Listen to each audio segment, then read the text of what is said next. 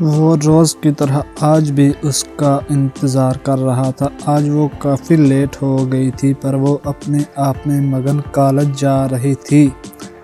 اس کو تو پتہ ہی نہیں تھا کہ کوئی اس کا انتظار کر رہا ہے۔ اس کو دیکھنے کے لیے کئی گھنٹے کھڑا رہتا ہے۔ اس نے جب اس کو آتے دیکھا تو اس کا دل چاہا اس کے پاس جا کر پوچھے کہ آج کیوں دیر ہو گئی، لیکن پھر روز کی طرح بہت سی باتیں دل میں لیے ہی واپس چلا گیا۔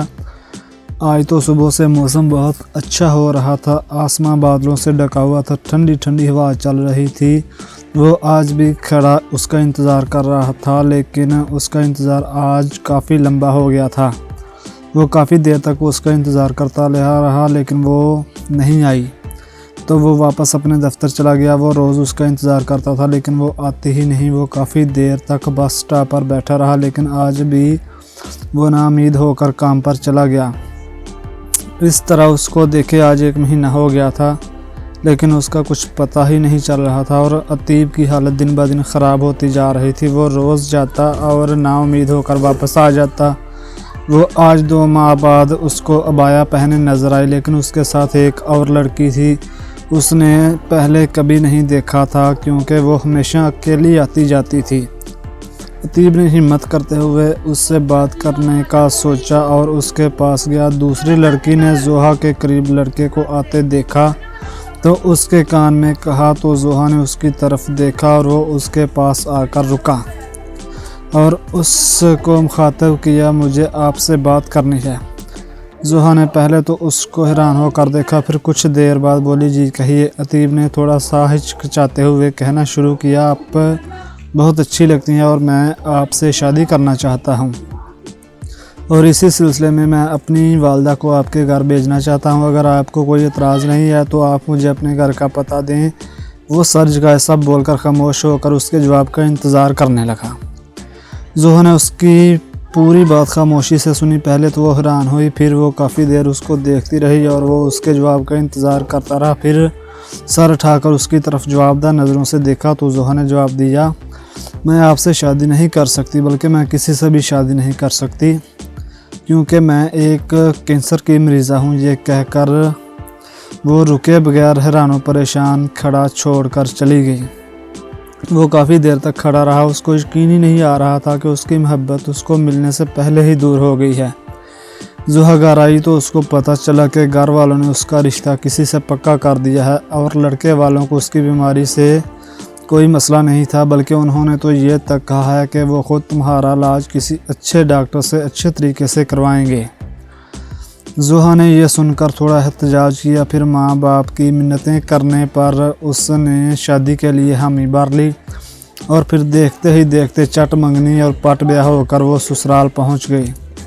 وہ دلہن بنی پھولوں کے سجے کمرے میں بیٹھی تھی۔ وہ سوچ رہی تھی کہ وہ کون ہے وہ جس نے اسے اس کی بیماری کے ساتھ قبول کیا۔ وہ اپنے دولہے کا انتظار کر رہی تھی۔ اس کو نہیں پتہ تھا کہ وہ کون ہے، کیا کرتا ہے، کیسا ہے۔ وہ ابھی یہ سوچ رہی تھی کہ دروازہ کھولنے کی آواز آئی اور وہ سنبھل کر بیٹھ گئی۔ اس نے محسوس کیا کوئی کمرے میں داخل ہوا ہے اور اس کے سامنے آ کر بیٹھ گیا ہے اور اس کو دیکھنے لگا ہے۔ زوہا کافی دیر اس کے بولنے کا انتظار کرتی رہی۔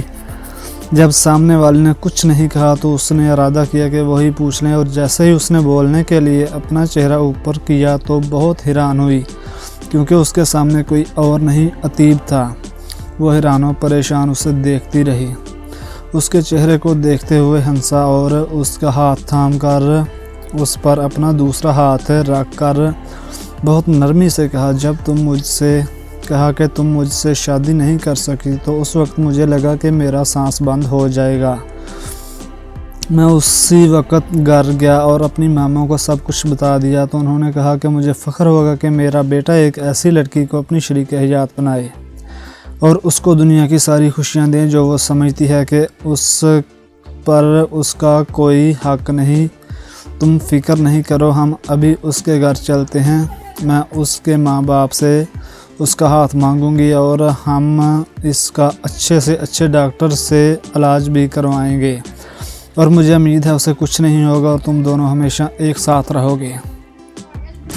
پھر ماما نے تمہارے ابو سے بات کی، ان کو ہر بات کا یقین دلایا اور پھر ان سے تمہاری ساری رپورٹس بھی لے لیں کہ وہ اچھے سے اچھے ڈاکٹر کو تمہاری رپورٹس دکھا سکیں کہ اب تم ہماری ذمہ داری ہو۔ میں نے بہت مشہور ڈاکٹر کو تمہاری ساری رپورٹس دکھائی اور اس ڈاکٹر نے کہا ہے کہ تم بہت جلد ٹھیک ہو جاؤ گی، کیونکہ تمہارا مرض ابھی ابتدائی مرحلے میں ہے اور اس کا علاج بھی ممکن ہے۔